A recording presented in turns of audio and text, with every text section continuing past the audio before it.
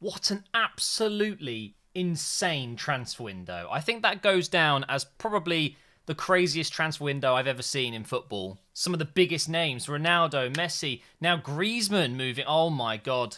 I need to take a moment. It literally finished about 5 minutes ago. The transfer window shut. Of course, I can't include every single deal in one video. And of course, there is still the extra hour for paperwork. So some things might go through in the next 45 minutes as I'm making this video. But we're going to try and cover as much as we can. We'll talk about the whole window, but more importantly, what's happened on deadline day. It's crazy. So I have got the transfer marked. I don't know why it's called transfer marked. There's no E at the end. What's going on there? I've got their website up, so it should be the latest up-to-date information. One thing to make sure you guys are aware of, especially if you're in the UK watching me, this is all in euros. So, yeah, just bear that in mind. For example, Jack Grealish was actually under £100 million, but it's 117 million euros.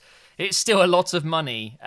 So I'm sure a lot of you guys have already seen most of these that you can see on screen right now, but a couple went through today that are definitely worth mentioning. So one of them is Camavinga. He has gone to Real Madrid.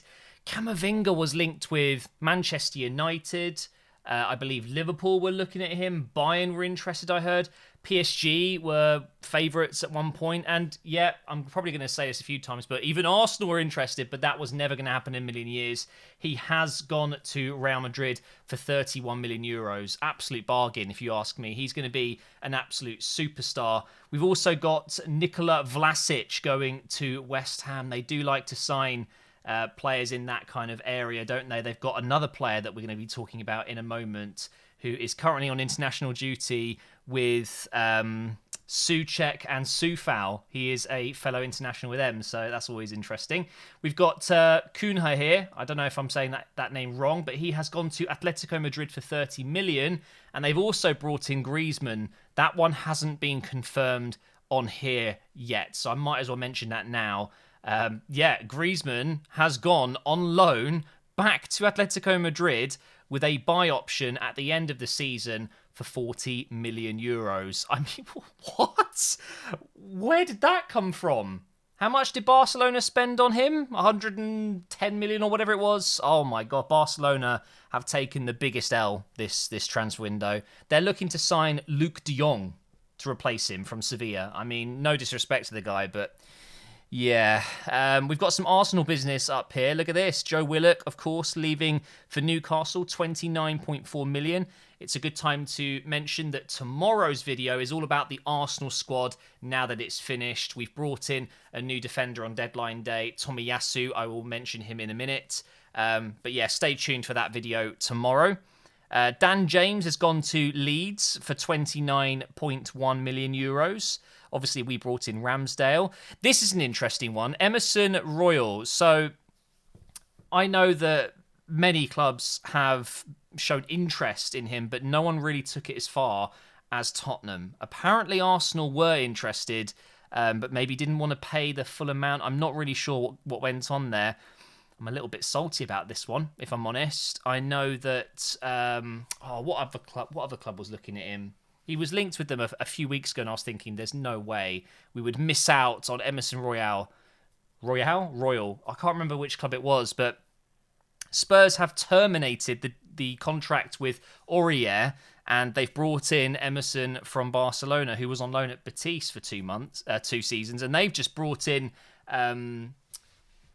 Why is my mind going blank now? Bellerin, honestly. I've got so many names going in my head right now, but Bellerin has gone on loan to Real Betis, so it's basically a swap there. And I do wonder why we haven't been able to do some sort of deal there with Barcelona and Betis, you know, and trying to work out something. You know, the players are from those clubs. It would have made sense to get maybe Bellerin involved in the deal to bring Emerson to Arsenal, but that hasn't happened, and he's gone to Tottenham for 25 million euros. I'm not salty, definitely not. Here is the defender I was talking about. We've got Takahiro Tomiyasu. He is a Japanese international, 22 years old, 6'2", can play centre back, right back. He's basically 2-footed. He reminds me of Cazorla in that way. I've seen some YouTube compilations. Yes, I know. I haven't seen much of him otherwise.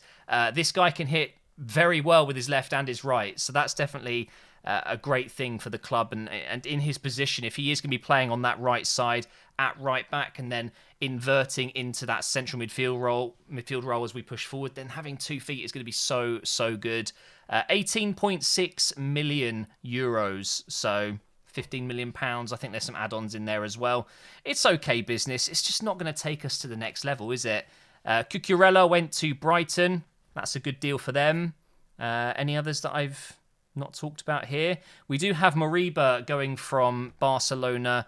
They're saying it's from Barca B, but he was actually playing for the first team last season. He's gone to RB Leipzig for 16 million. Edouard, another player that we were linked with, he's gone to Crystal Palace to join up with Patrick Vieira.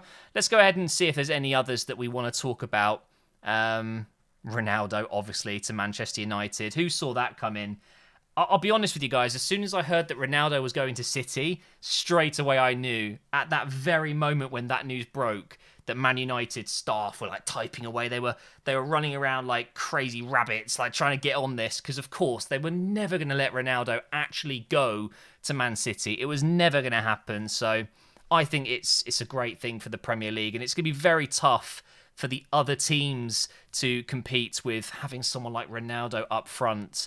Would have been insane if he went to Man City, but fair play. United got on it. They've given him a very high contract, not as much as he's earned before, but it's still, 36-year-old, and he's definitely peaked, and he's going to be on his way down performance-wise, but he's going to be insane for them. Sabitzer was announced today. He's gone to Bayern for 15 million. How crazy is this? Bayern have taken their manager, their best centre-back, and now their captain in 1 year, in one window. It's brutal. It really is. Maxwell Cornet went to Burnley. Poor guy. I saw his promotional picture. He was grabbing his shirt and pointing to the Umbro badge instead of the actual Burnley badge. I thought that was hilarious. Any other big deals here that I haven't really spoken about before? There's just so many. And I'm filtering as well. We're only looking at somewhat the big deals. Doesn't look like we've got anything else here. Let's see what else happened today. Oh yeah, this was an interesting one. Ihataren, I don't know if I'm saying it right. PSV player, he has gone to Juventus for 5.5 million, but they've instantly loaned him out. I can't remember where he's gone. It is a team in Italy though, so that's an interesting one. He is definitely a player to watch out for in the future. I think he could be very good. Delaney's gone to Sevilla from Dortmund. See, look, this is the thing. When the transfer window is in its last few hours or even the last few days, it becomes so hectic. You miss stuff like that. Delaney is a really good player, and he's gone for 6 million euros. Not bad, is it? Will Hughes has gone to Crystal Palace for 7 million from Watford. Moise Kean, obviously, he was at Juventus a couple of years ago. He has now returned to Juventus after playing for Everton and PSG out on loan. A 7 million euro fee to loan him to Juventus, but I believe there is a buy-in, an option to buy at the end of the season, maybe. Can't quite remember. Again, there's just so many deals and players going through my head right now. Have I missed anything else? Torreira, of course, was confirmed. Loan to Fiorentina with an option to buy, which they absolutely will. Dennis Pratt did go to Torino in the end. I remember hearing that might be happening. What else have we got here? Bakayoko ended up going back to AC Milan.